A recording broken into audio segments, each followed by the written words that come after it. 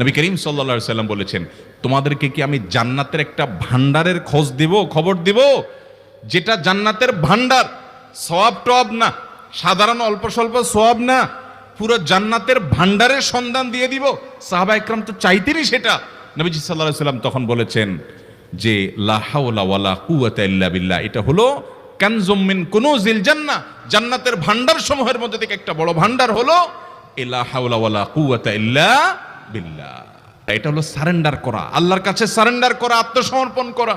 আল্লাহ ছাড়া কোনো ভালো কাজ করার ক্ষমতা কারণ নাই, করার তৌফিক দেওয়ার ক্ষমতা কারণ নাই, আর পাপ থেকে বাঁচানোরও ক্ষমতা কারণ নাই। এই জন্য আমি কেমন যেন আল্লাহর কাছে সারেন্ডার করছেন, এই অর্থ বুঝে আপনি লা হাওলা ওয়ালা কুওয়াতা ইল্লা বিল্লাহ বেশি বেশি পাঠ করবেন। নিয়মিত করবো তো ইনশাআল্লাহ। আল্লাহ আমাকে আপনাকে আমাদের সবাইকে আমল করার তৌফিক দান করুন।